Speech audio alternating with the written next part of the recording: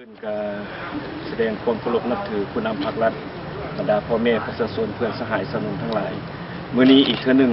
สูตรการสนุมร่วมกับสนุมบรรดาแปลงและท้องถิ่นทั้งหมดได้พร้อมกันจัดตั้งกำลังลงมาพื้นที่ตัวจริงและมาเพื่อจุดประสงค์คนอื่นหมดแม่นเพื่อให้กำลังใจแก่พ่อแม่ประชาชนก็คือผู้ที่ประสบภัยโดยเฉพาะแหล่งน้ำท่วมในครั้งนี้ซึ่งได้รับผลกระทบทั้งหมดใน6แขวงในปัจจุบันในนี้มีแขวงภาคกลางและภาคใต้และพวกเขาสุดกลางสนุมภายหลังได้รับทราบสภาพการดังกล่าวคนอื่นมัดเนี่ยได้จัดตั้งการประสานงานกับชาวนุ่มแขวงได้จัดตั้งกำลังอาสาสมัครช่วยเหลือกับทีมซึ่งชาวนุ่มแขวงแต่ละท้องถิ่นของพวกเขาก็ได้เฮ็ดบทบาทประจันบานนั้นซุ่มทุกกำลังและเหือแหงและจิตใจช่วยพ่อแม่ประชาชนด้วยความรับผิดชอบสูงจากนั้นศูนย์กลางสนุมพวกเขาก็ได้มีแกนการแนะนำให้แก่คณะสนุมในขอบเขตทั่วประเทศบนจิตใจการชี้นำของรัฐบาลก็คือสำนักงานนายกรัฐมนตรีจากนั้นพวกข้าพเจ้าก็ได้เป็นเอกภาพจัดตั้งการช่วยเหลือภัยพิบัติครั้งนี้แบ่งออกเป็น3ระยะโดยมีคาดหมายและมีคำขวัญของตนเองคือชาวนุ่มตะลุมบอนร่วมใจช่วยผู้ประสบภัยโดยเฉพาะแม่นภายใต้คำขวัญดังกล่าวแม่นการเสริมขยายคำขวัญที่เป็นอมตะของสนุมบอนได้ยากสนุมบุกบอนได้ทุกสนุมผ่านผ่าเมื่อได้ทราบเรียกร้องต้องการสนุมขานอาสาสันพานการจะตั้งปฏิบัติอยู่ใน3ระยะทำอิฐแม่นพวกเขาจะได้ลงพื้นที่จริงเพื่อให้กำลังใจและปลุกระดมเครื่องช่วยเหลือซึ่งมาครั้งนี้ในครั้งทบิดที่ในนามข้าพเจ้าเองร่วมกับคณะได้นำพาลงมาโดยกงมาเบิ่งพื้นที่ในจำนวน6แห่งซึ่งได้ระดมเครื่องที่ฮิบฮอนมาก่อนจากสนุนทุกภาคส่วนได้ทั้งหมดเหมือน108 ล้านกีบ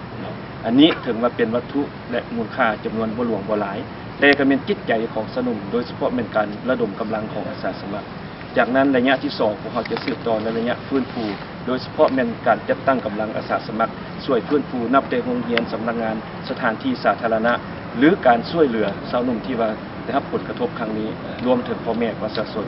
จากนั้นระยะที่3พวกเขาคิดว่าอันใดที่หากว่าคณะพักคณะนำแต่ละคันเรียกร้องต่อกำลังสนุนที่พวกเขาช่วยได้ก็จะช่วยมัดจิตมัดใจฉะนั้นภายใต้คำขวัญและแผนการดังกล่าวนี้มาครั้งนี้ข้าพเจ้าก็เห็นว่ากำลังอาสาสมัครชาวนุ่มในแต่ละท้องถิ่นแต่ละแผงโดยเฉพาะอยู่ใน6แผงแม่นครับก็เอาใจใส่โดยเฉพาะแม่นคณะประจำพรรคแต่ละคัน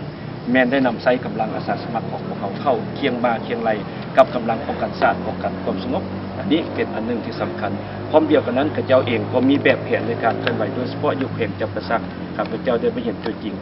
วาดเว้าได้ว่าบ่ว่าเวียกน้อยเวียกใหญ่แม่นสนุมพวกเขาได้เข้าร่วมทุกบ้านทุกขบวนการทุกกิจกรรมพิเศษในมื้ออื่นเช้านี้ข้าพเจ้าจะได้จัดตั้งกำลังอาสาสมัครจำนวน500กว่าคนเพื่อช่วยเหลือในการอนามัยฟื้นฟูอยู่ในเขตเทศบาลนอกจากนั้นชาวนุ่มอยู่ในทหารตำรวจอยู่ทุกเขตเวียงงานก็ได้เจือจางเข้าช่วยกำลังอยู่ในทุกซอกทุกมุมนับแต่บอนที่ว่ายุ่งยากและเสี่ยงภัยต่างๆก็เห็นว่าชาวนุ่มพวกเขามันได้เสียสละอย่างสมกับคำขวัญที่เป็นอมตะดังกล่าวฉะนั้นมาสังรวมแล้วเฉพาะแขวงจำปาสักนี่กำลังอาสาสมัครที่ช่วยปัจจุบันเกือบ 2,000 กว่าคนอันนี้มันก็ส่องแสงถึงจิตใจอาสาสมัครของชาวนุ่มดังคำขวัญเฮาว่าบ่ได้ยากชาวนุ่มบุกบ่ได้ทุกชาวนุ่มผ่านผ่าเมื่อได้ทราบเรียกร้องต้องการชาวนุ่มขานอาสาข้าพเจ้าเองในนามเลขาศูนย์กลางสนุมมีความเชื่อมั่นอย่างนักแน่นว่าในบรรยากาศที่พวกเขามีความยุ่งยากนี้ชาวนุ่มทุกภาคส่วนจะสืบต่อปลุกระดมและเข้าร่วมด้วยจิตใจรับผิดชอบเพื่อช่วยเหลือฟื้นฟูสภาพภัยพิบัติครั้งนี้ให้กลับคืนสู่สภาพปกติให้มันไวเท่าที่ไวได้และพร้อมเดียวก็เชื่อมั่นว่าคณะพรรคแต่ละคัน